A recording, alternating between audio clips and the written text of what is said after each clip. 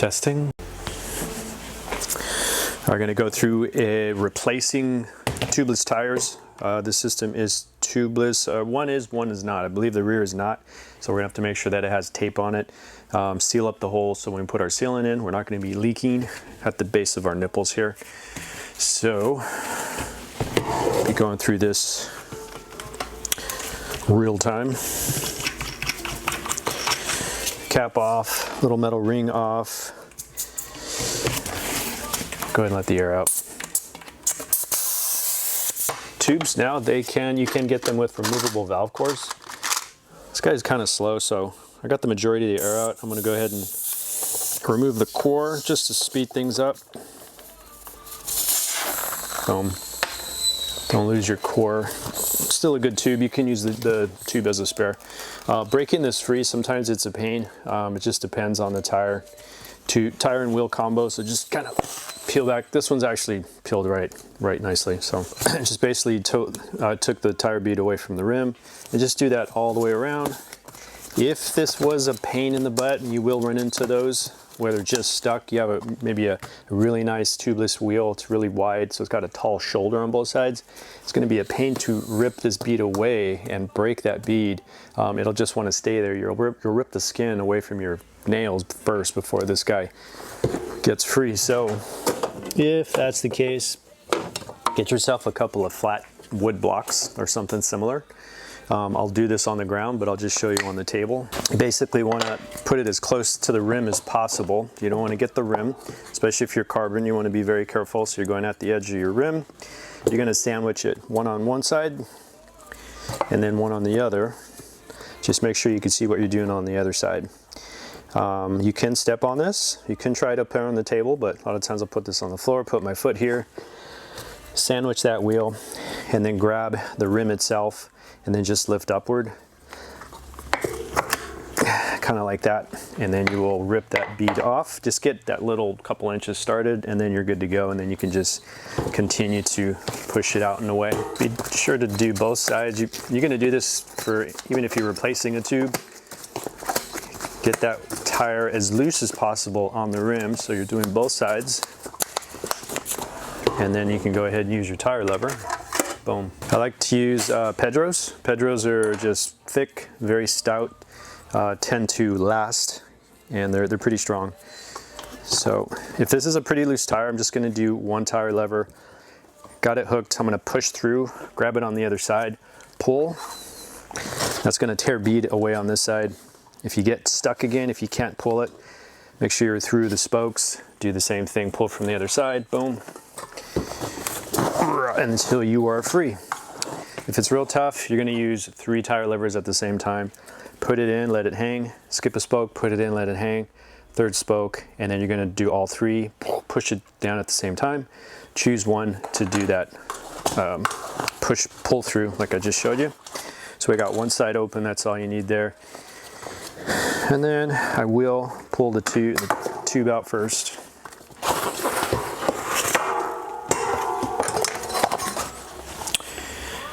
Still a good tube.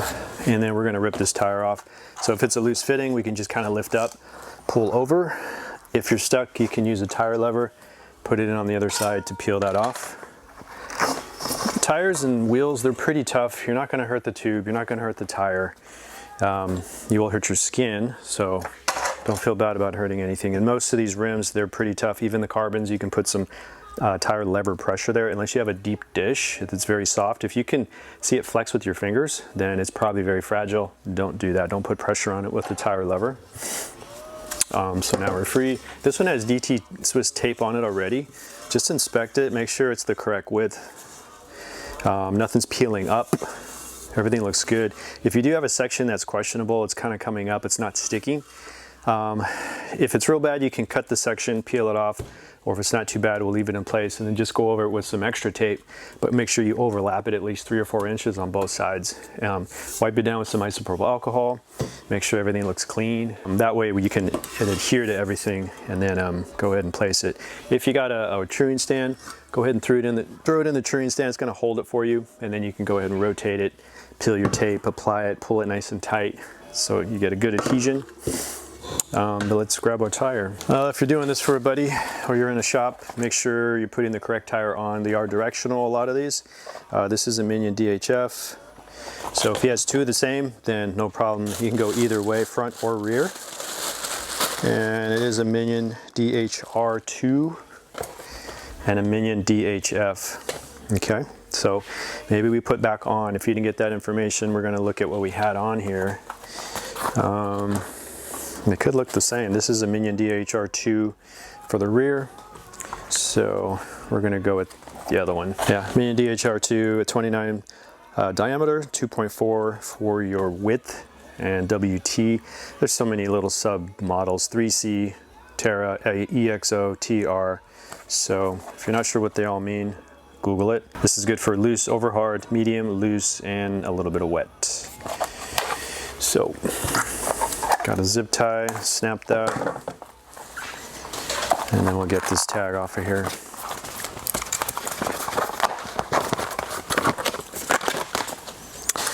And then always look for your rotation. It's going to say rotation. It's going to have an arrow. So if you're sitting on the bike going that way, I want my arrow to go that direction. Some of these you can look at the tread. They'll have like a ramped block in the center. That means it's going that way, so it has less rolling resistance. It's kind of ramping up to roll nicely rather than running into a flat block or a square edge. Let's see. So if I'm going that way, I got my ramp doing this. And you can always double check with your rotation marker. And some of these could be kind of a pain in the butt to find. Yep, boom, that way. And then your wheel, I'll orientate myself if the bike is sitting in the stand going that way. Cassette on the right side, going that direction, boom. Find your valve hole. In this case, we are going to need a valve core or a removable core. So we already have our hole pre-done. There's different brands out there. You got stands, maybe you have something stock. This is a Revol wheel. You got DT Swiss and whatnot. Some of these will have an O-ring that go with the top ring at the top. That's just an added plus. Some need it, some don't. You don't know until it starts to leak. We'll save all that. So we got just the core. Shove that through.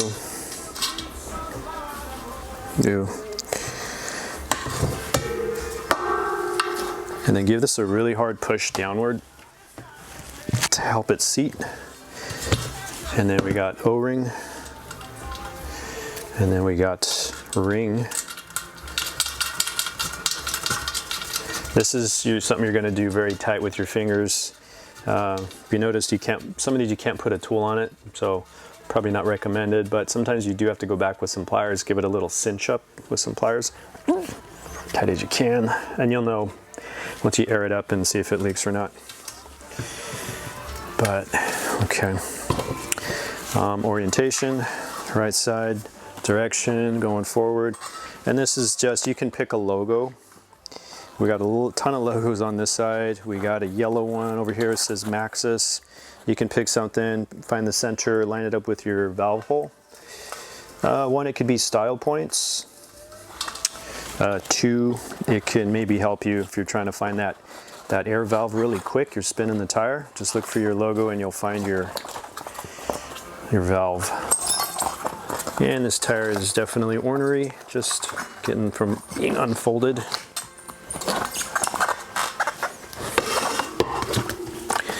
So we're gonna put 1/2 of the tire on, so the open side is right here. Someone just gave me a cupcake, super thick and chocolatey. Ah, that's really sweet. I'll put that there for now.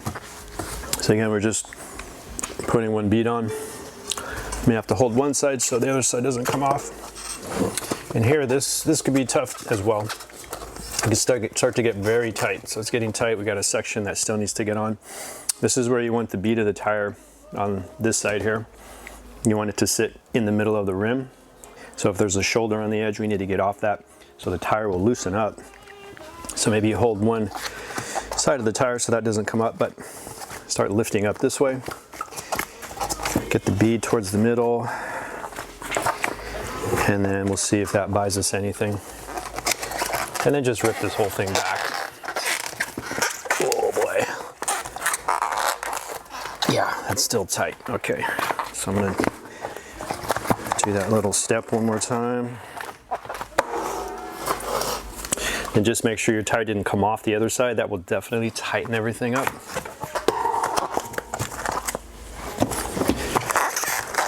Oh man, so this is gonna be a tight fit. It already wants to fight.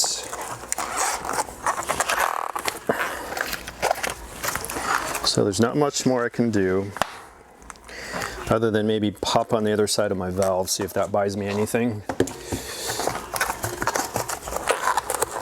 Nope. Okay. So I have no problem using the tire lever here. A curved side going down. We're just going to do an inch at a time. Work on one side. Flip that. Once you get out, hold with your hand. Come back in. There we go. All right. So good and bad. Might be tough to get this last portion in, but it's also going to have a nice tight fit to the rim. So sealing up, putting air in it, it could, you know, happen right away. Come back over here, make sure my bead is on the correct side. There we go. All right, at this point, I'm just gonna go ahead and seal it up. I'm not gonna put any sealant, but I'm gonna go ahead and put this other edge inside. I just wanna get it the initial blow up. Maybe I can get the bead locked. That way, if it's gonna give me trouble, I can kind of figure stuff out rather than put sealant in there and start making a mess because it's being unruly. But I'll get it seated, let the air out. If I don't disturb it, I'll be able to just inject the sealant back in. So again, this guy's tight.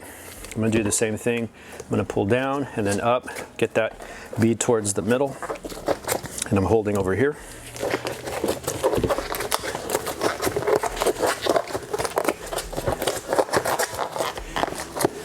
All right. And then you can just peel that whole tire back and just work on them 1 inch at a time. Oh yeah, this guy's super tight from here to here. It's gonna be tough. Give it one more chance.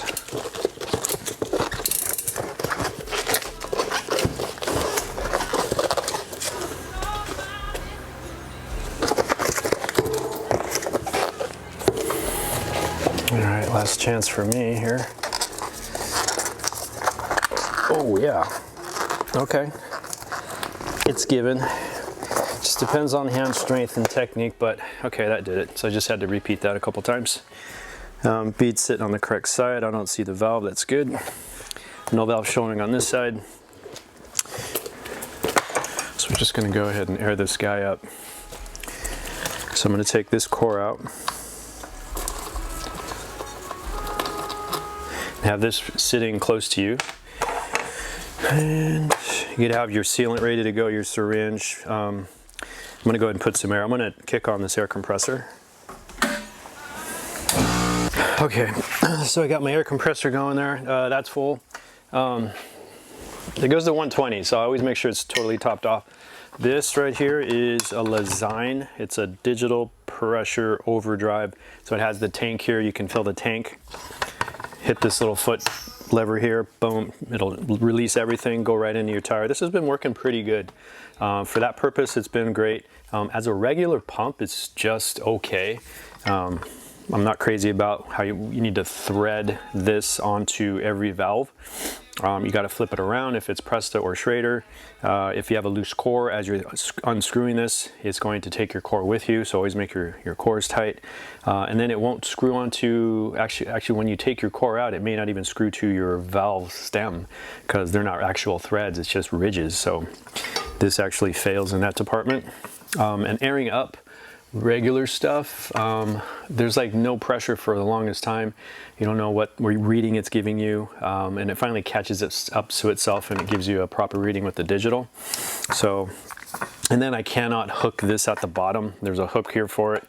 I mean, it will stay there, but you sneeze and it pops off, so it really defeats the purpose. So I'm not happy with that stuff. I still have the valve out of this thing. Basically, we have a nice big opening, a clear airway. More air is going to go inside. Anytime you have difficulty, always take your core out, and then if you have to, you can change your pump here or your head, rather than going with traditional inflation like something you'd have in the shop or at a gas station.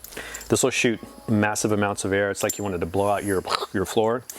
So that's another way to remedy or help a situation where you're having issues getting a lot of air into the tire. You want to get more air in faster than it's leaking out. So this could be the way to go. But this tire might be so tight you could use a regular floor pump. You may be able to use your regular pump head that has a Presta or Schrader. So I'll try that first.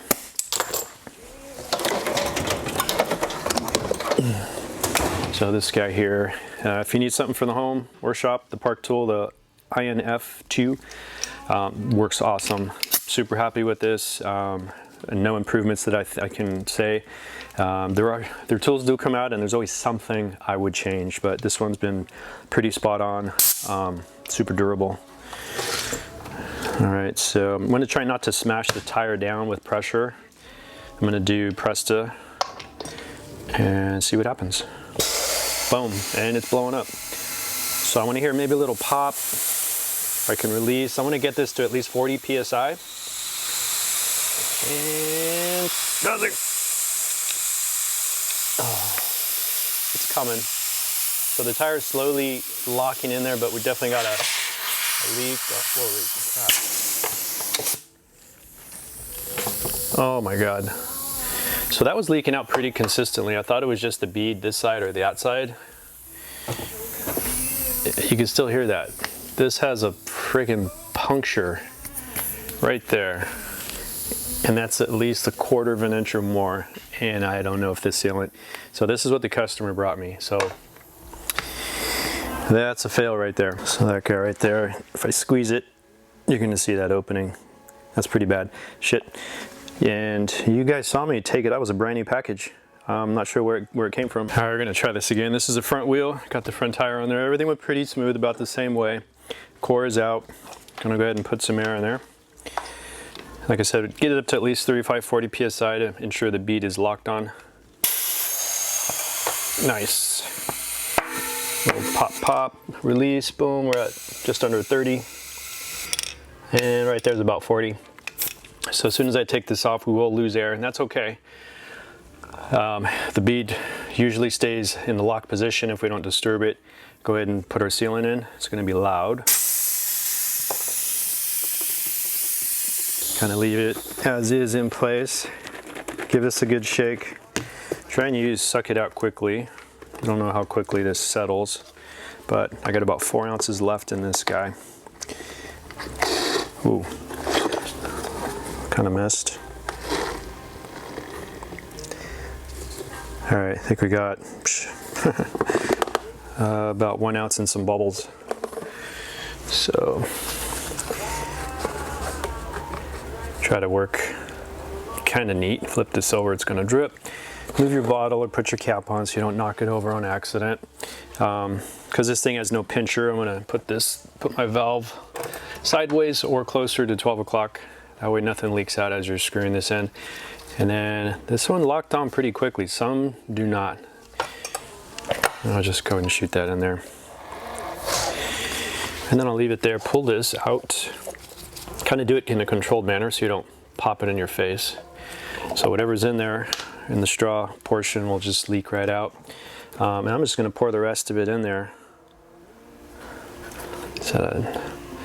So being a 29-inch tire, 2.4, I could see a minimum 3 ounces getting put in here. Kind of vague when you read the instructions for this thing. But I'd say 1 ounce is going to maybe coat everything, and then you have 2 ounces floating around.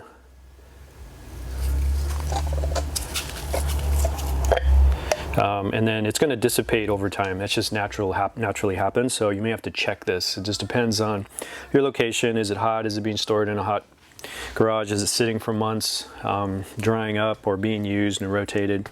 So you might have to get yourself something very thin. If you have an old spoke, I usually chop it. Give me about 6 inches of spoke. Take your core out. Put your core at the 6 o'clock position. Dip it in like a dipstick in a car. pull it out, or even better, use a black zip tie. So the little lines, ridges in there will actually read for you. The sealant will fall in the ridges, and you could read that much easier. Dip it in sideways, take a look. You want at least 1/4 of an inch, you know, minimum, or it'll let you know that it's running pretty low. And then this guy. So you can see I'm moving the wheel around. It's not super sensitive to popping my bead. And then rinse these out. Don't be like me and leave them. And have to buy one every month. About mixing products, if you talk to the manufacturer, they're probably saying do not mix products. I have a little bit in the past, my own bikes. Haven't run into any issues. Kind of just the same old thing, you know, like maybe getting a little bit clogged in the valve core. I'll pull the valve core out, clean it off, get the gooky stuff off. I don't know proper method to clean it, like to soak it. You could just buy another pack of cores and just replace it.